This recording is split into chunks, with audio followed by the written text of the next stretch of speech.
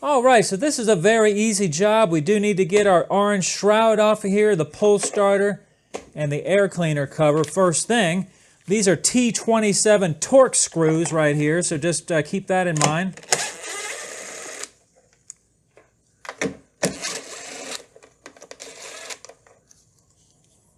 We've got two under here. Here's a picture of them right here.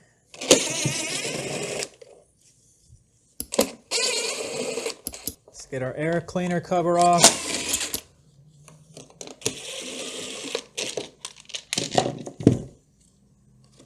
Get the air filter out of the way. All right, we want to pull our spark plug wire, get our starter out of the way. It'd probably help if I took the screws out. And you'll want to lift up, and then that will come out just like so. And there we go. Very good.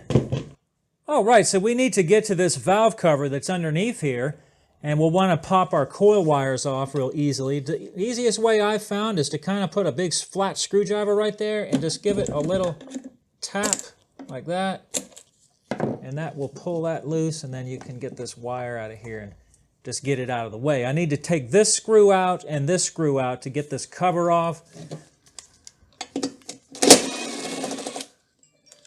Now these screws are different than the housing covers, so best bet is when you take this off, put these screws with it so you don't mix them up with the other screws.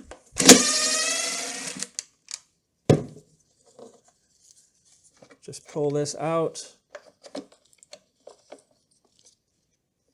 Just like that, and I'm going to put the screws right with it. All right, now this one isn't actually too bad, with caked up with dirt and dust and grime and stuff like that. If these blowers are used commercially, you're going to have a lot more than this caked up in here. So before you take off the valve cover or the spark plug, it's probably a good idea if you take an air compressor or something and blow all this out. I do actually have a little bit of crud here, so I'm going to do that even on this one that I don't think is that bad. All right, so that's a lot cleaner. Let's just get our spark plug out of here. This takes a 5/8 socket. And our valve cover is still the T27.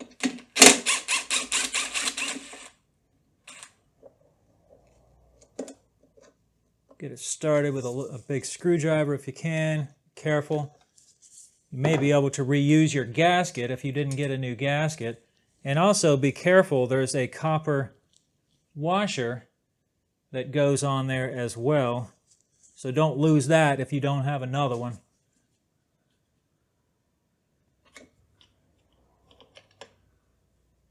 All right, so this gasket doesn't actually look all that bad, but I think I'm going to replace it anyway because I have a new gasket. All right, so next thing you're going to want to do is adjust your valves, but in order to do that, the piston needs to be set at top dead center.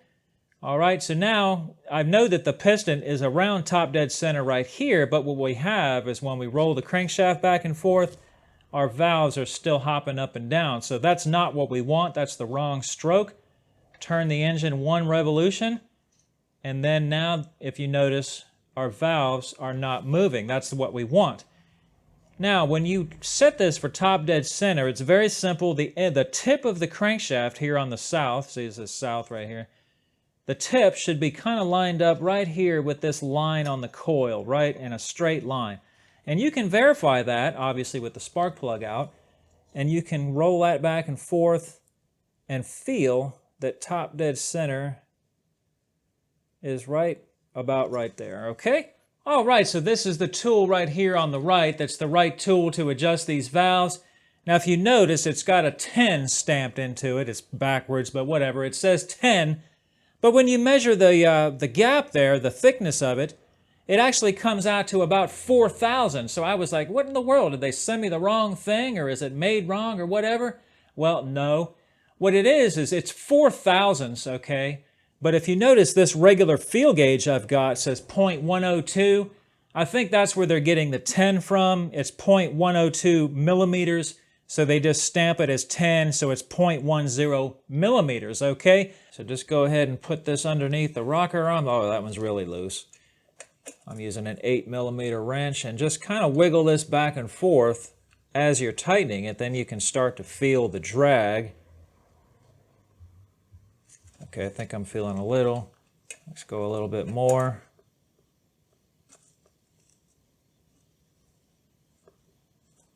A little bit more.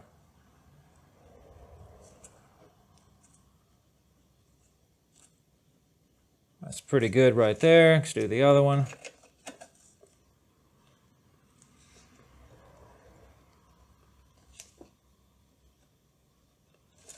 Yeah, these are pretty loose. There we go.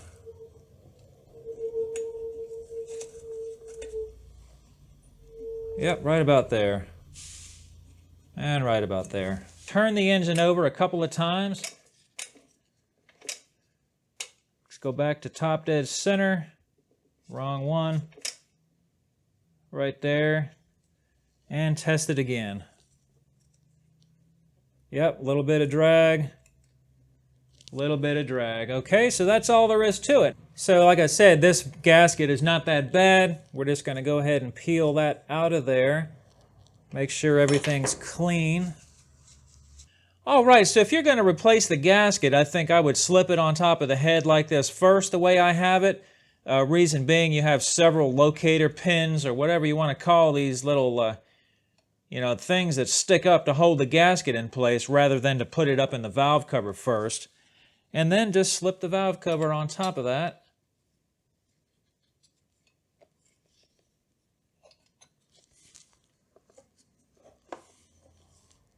And this kit came with a new washer for the bolt.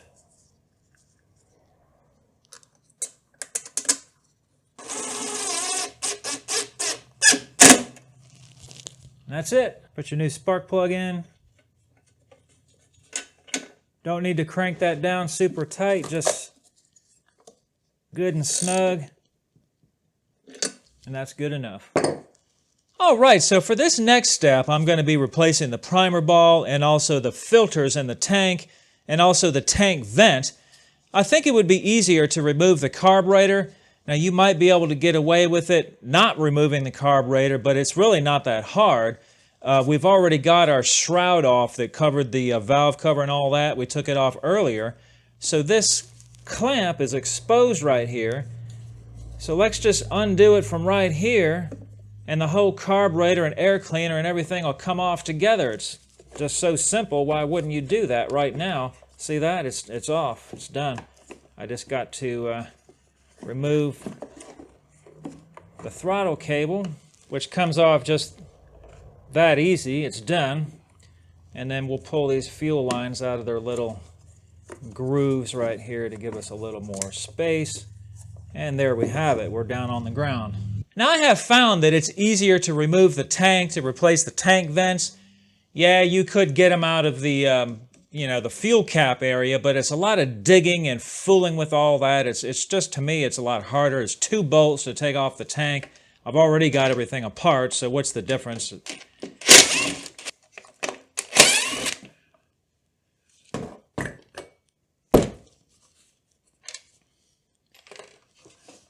So there we go. Tank is loose.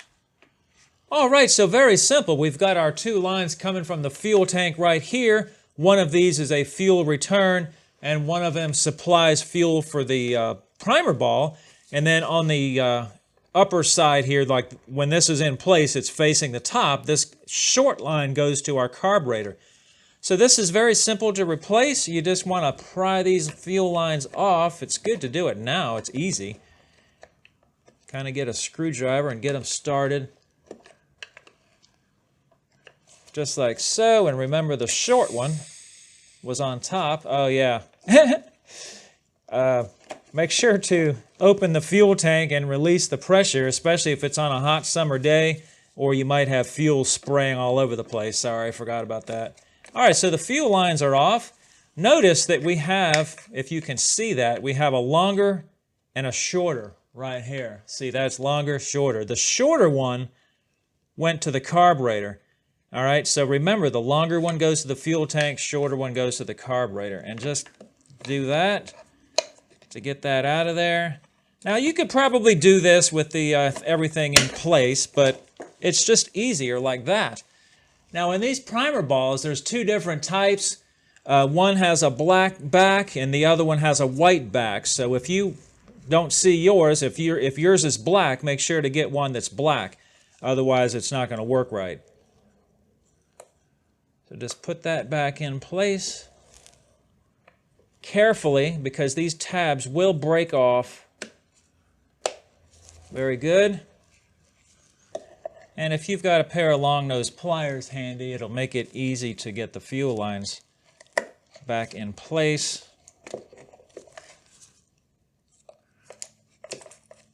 Like so, and then put the other one on. Trying not to block it, but there we go. Right there, just like that. So that's replaced. Now I'm going to go ahead and leave this off because it will make the change in the fuel filters and the fuel vent easier. All right, so now we can work on this thing. Just take a screwdriver and pry up on this tab right here and pop that loose. First filter should come out. So you might need some pliers to grab the fuel line and help that up, like so. And then the other filter, just like so. Very simple. So just replace these filters.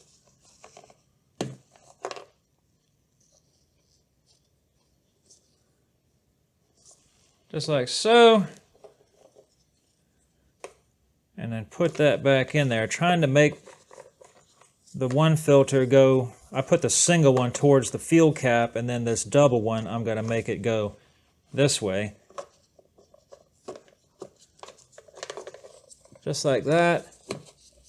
There we go. And then take like 2 screwdrivers so that you're even pressure and push like that. All right, so what I didn't mention a minute ago, before I opened the tank up, is I took an air compressor and blew any kind of debris out of here just to make sure nothing falls down inside the tank. So just take a screwdriver to work loose your vent. Don't worry if it breaks. Get that bad boy out of there. All right, so go ahead and put your vent back in place right there. And I'm just going to use a socket that kind of fits the head right there to push it down. Try to evenly press the... Is it down? Yeah, it's down. And that's it. Ready to put the tank back. All right, so tank's ready to go back. Everything's ready to go back. There's just a couple more things left we need to do. But I'm going to speed this part up because it's the same thing that I already showed you.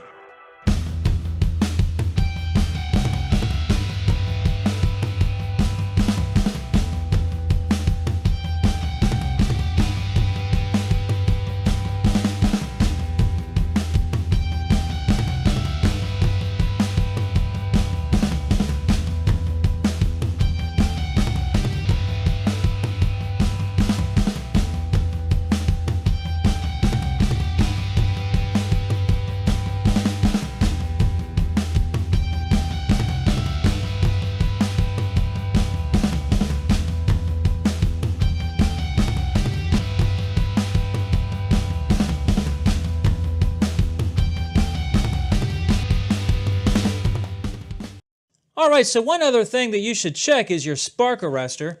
It's very simple. Just loosen these 2 bolts right here. You don't even have to take them out. It's a T20 Torx. It does fit a flathead, but the Torx works better. And just go ahead and slide this right out of here. All right. Now you'll have a screen in here, all right, like so.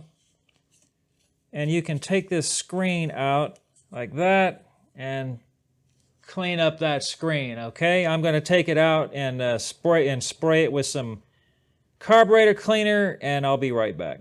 All right, so as you can see, that's just a lot better.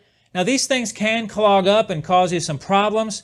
And I've also heard stories about mufflers that if somebody comes along and takes this out, the mud daubers will get up in the muffler and clog up the muffler, and you're going to have a time figuring out what's going on because you're going to take, you know, the cover off and be like, well, there's nothing wrong. There's nothing there to clog up. But if that happens to you, you might have mud daubers in the muffler. All right, so we're just going to put this right back. All right, now that's pretty much about it, except for putting the orange cover back on.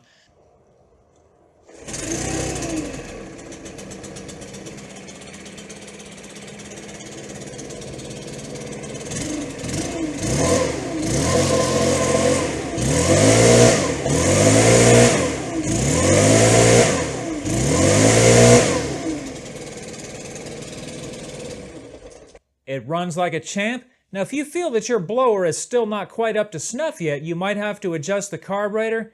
That's done through these high and low needle valves right here, but that's a whole separate video. Okay, I hope this video was helpful. Thanks for watching.